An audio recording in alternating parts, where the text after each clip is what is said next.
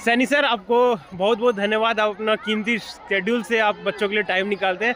Sir, आपका hockey का experience और बच्चों के साथ उनको गाइड करने का एक्सपीरियंस कैसा है सर? पहले वो बताइए, फिर हम आगे की बात करेंगे सर। जहाँ तक एक्सपीरियंस का सवाल है, मेरे को 45 साल हो गए हैं कोचिंग करते हुए, और मेरा जो पूरा कैरियर है कोचिंग का लड़कियों से स्टार्ट हुआ था और लड़कियों के साथ ही हुआ अभी। सर, जैसे आप को द्रोणाचार्य अवार्ड भी मिला हुआ है और आप अभी जूनियर बच्चों को सिखाते हैं, तो सर और आप शायद नेशनल टीम में भी लड़कियों को सिखा चुके हैं, तो सर वहाँ बच्चों को, वो प्रोफेशनल लोग हैं, ये अभी यंग बच्चे हैं, तो सर कैसा अनुभव लगता है कि बच्चों को सिखाना कितना टफ है और कितना मज़ा आता है आपको इसमें?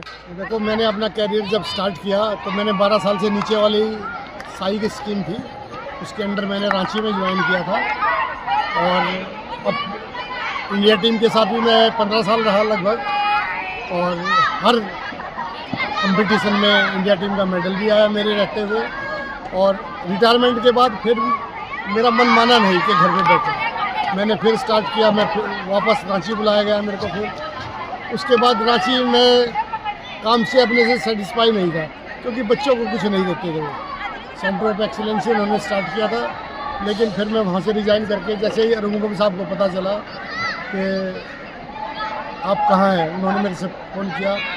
मैं सर, मैं घर पे ही हूँ अभी, तो बोला कि आप आके मेरे को मिलो एक बार। तो मैं इनसे मिला था, इन्होंने रिक्वेस्ट किया मेरे से कि आप आइए हमारे बच्चों के साथ। तो मेरा ये पैसन है, मैं पागल हूँ हॉकी के लिए।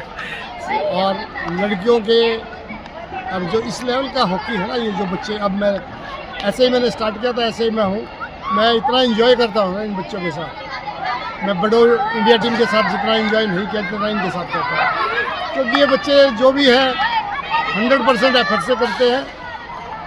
एक है थोड़ी सी प्रॉब्लम के मैच्योरिटी बच्चों में नहीं है, जैसे जैसे मैच्योरिटी आएंगी सारी चीज़ें समझेगी भी है, लेकिन अभी मैच्योरिटी कमी है। लेकिन जहाँ तक उस इंटरेस्ट का है, मेरे को बहुत, मैं लाइक करता हूँ और इन्जॉय करता हूँ। सर, मैं क्योंकि जब हम ये वीडियो अपने OTHL वेबसाइट पर डालेंगे, तो ये वीडियो बहुत सारे यंग बच्चे देखेंगे जिनको शायद इतना अच्छा सुविधा नहीं मिल रहा होगा, तो उनके लिए और आज जो यंग बच्चे हॉकी में आना चाहते हैं उनके लिए सर आप क्या मैसेज देना चाहेंगे या क्या सजेशन देना चाहेंगे जो उनको हेल्पफुल रहे? मैं तो यही सजेशन देता हूँ हमेशा हॉकी के लिए, क्योंकि हॉकी से ही मेरे को आज मैं जो कुछ हूँ हॉकी के दम पे ही हूँ। और एक और बात मैं कहना चाहूँगा, यहाँ पे अरुण साहब ने जो ये स्कीम चलाई हुई है, जो ये बच्चों को हॉकी इतना वो कर रहे हैं, उनका भी कोई जवाब नहीं है। मैं उनको, मेरे पास कोई शब्द ही नहीं है कि उनके बारे में बोलूं। मेरे को बुलाया, और जो मैं छोटी मोटी रिक्वायरमेंट में जो समझता हूँ, एकदम से वो कहते ही नेक्स्ट डे मेरे पास ग्राउंड में होती है वो चीज़।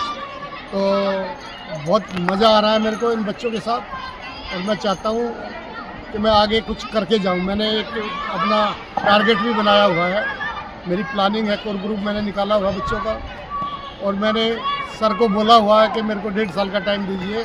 दिल्ली चैंपियन नहीं बनेगी तो फिर मेरे से नहीं सर, हमको पूरा यकीन है, बट सर हम जैसे इस वीडियो के माध्यम से सर आप क्या समझाना चाहेंगे यंग बच्चों को जो हॉकी में आना चाहते हैं या काम कर रहे हैं या उनको उतनी सुविधा नहीं मिल पाती है, तो कुछ ऐसा मैसेज जो उनको बूस्ट अप करे हॉकी के लिए? मैं यही मैसेज देना चाहता हूँ बच्चों को कि भाई आप आइए, और एक 10 साल की एज में आप आएंगे तो बहुत कुछ कर सकते हैं।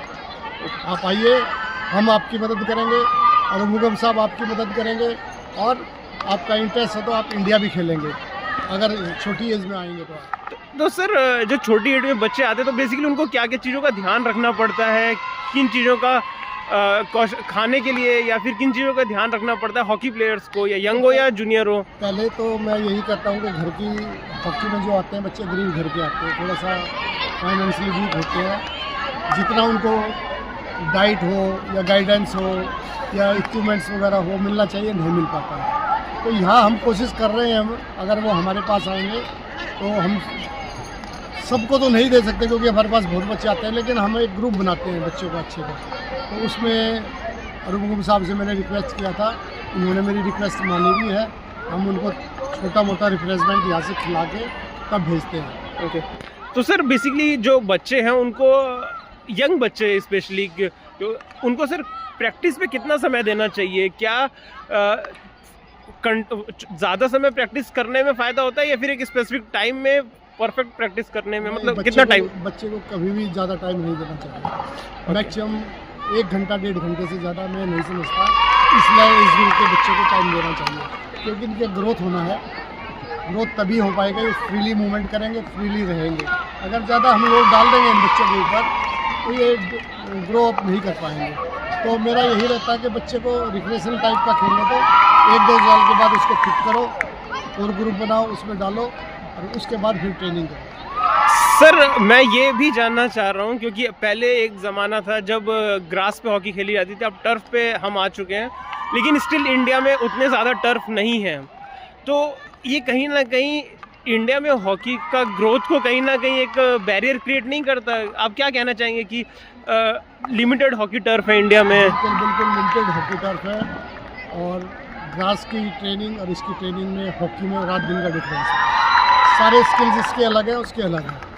तो मैं यही चाहता हूँ जहाँ भी टर्फ है, गवर्नमेंट जो NGOs हॉकी आगे बढ़ाना चाह रहे हैं उनको मैं तो यही कहूँगा कि फ्री ऑफ कॉस्ट एक दिन में घंटा 2 घंटा 3 घंटा उनको फ्री ऑफ कॉस्ट देना चाहिए, क्योंकि हॉकी टर्फ की है।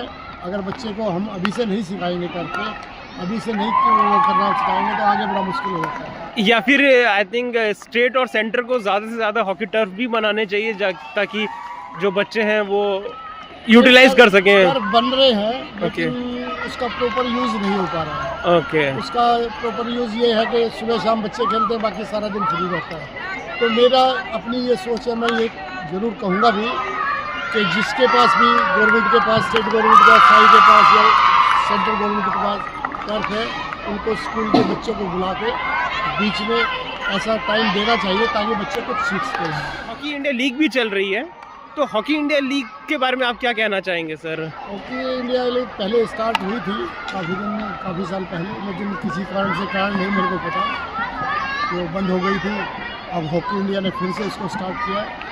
बहुत बढ़िया इनिशिएटिव है हॉकी इंडिया का, और ये एक ऐसा प्लेटफॉर्म है जो बच्चे ग्रो अप हो चुके हैं, अगर वो खेलेंगे अच्छे प्लेयरों के साथ, फॉरेन प्लेयर के साथ, तो 100% मैं गारंटी से कह सकता हूँ कि बच्चे ग्रो करेंगे।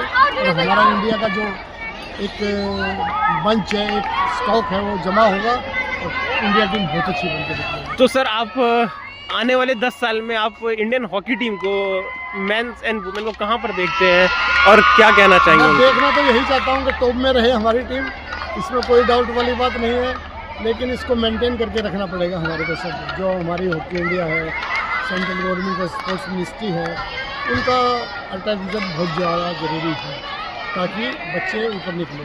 और ये हॉकी इंडिया लीग जो चल रही है ना, ये कंटिन्यू रहेगी तो ज़्यादा बच्चों को एडवांटेज है। ओके सर, ये तो रही इंटरनेशनल हॉकी और नेशनल हॉकी के बारे में बातें। अब आज के मैच के बारे में बात करते हैं। आप भी ने दोनों टीम को ट्रेन किया है, तो सर आपका फर्स्ट ओपिनियन आज के मैच को लेके कैसा रहा? आपको कैसा लगा? ट्रेन मैंने किया है लेकिन बहुत टाइम नहीं हुआ है। इन बच्चों को देखो टाइम लगेगा कुछ होने में। जहाँ तक मैच का सवाल है, बहुत बढ़िया मैच हुआ है। 4-5 लड़कियाँ तो एक्सीलेंट कर रही है और इनको करना भी चाहिए। तो सर इस मैच में अगर आप कहें दोनों टीम ने अच्छा खेला है, लेकिन अगर एक टीम को चुनना पड़े आपको, तो आप किसको कहेंगे ज़्यादा उन्होंने बेहतर खेला? हालांकि ये क्वेश्चन टफ है, लेकिन फिर भी अगर नहीं है, जो बेहतर तो वही होता है जो जीतता है। नेचुरली है, जो टीम जीतेगी बेहतर तो वही होती है, लेकिन कई बार ऐसा होता है ना, अपॉर्चुनिटी एक टीम को अवेल कर लेती है, एक नहीं कर पाती है। लेवल उनका सेम है, तो जिसने अपॉर्चुनिटी अवेल किया वो टीम जीत जाती है, इसलिए अच्छा भी माना जाता है। फर्स्ट प्राइज भी उसको इसलिए दिया जाता है कि भाई वो जीती है। क्योंकि अगर हम मैच को देखें तो फर्स्ट हाफ में दक्षिणपुरी ने एकदम अटैकिंग शुरुआत की थी, बट जिस तरीके से ईशानी टीम ने बाउंस बैक किया है वो वाकई काबिल तारीफ था। तो आई होप आने वाले टाइम पे टीम अच्छा खेले। तो सर आप इन बच्चों के लिए आखिरी मैसेज कुछ कहना चाहें? बस मेरा मैसेज यही रहता है, ईमानदारी से आओ, डिसिप्लिन रहो, पंचुअल रहो, हेराफेरी नहीं करनी ग्राउंड पे।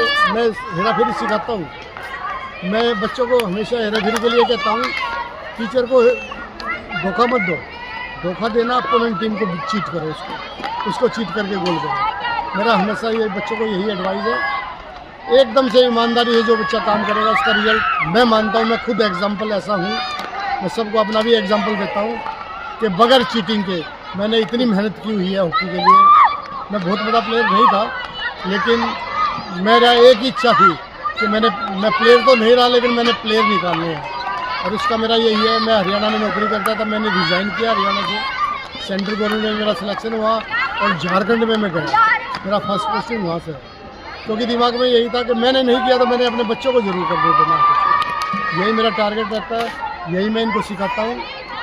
फिटनेस का मेरा मेन वो रहता है, स्किल्स वगैरह इस टाइप की जो है, सारा कुछ एकदम से मैं अप टू डेट और प्लानिंग के साथ कर रहा हूँ। सर लास्ट क्वेश्चन मैं पूछना चाहूँगा, आने वाले क्या क्या टूर्नामेंट्स हैं और उसको लेके आपकी क्या प्लानिंग है इन बच्चों के साथ? नहीं, अभी हम बहुत ज़्यादा टूर्नामेंट इनको नहीं खिला रहे हैं, इसका एक रीज़न है। हमने नेहरू खिलाया, एक एकेडमिक टूर्नामेंट, इस साल में 2 टूर्नामेंट हमने खिलाए जब से मैं आया हूँ। 6 महीने लगभग मेरे को हो गए हैं यहाँ पर आए हुए।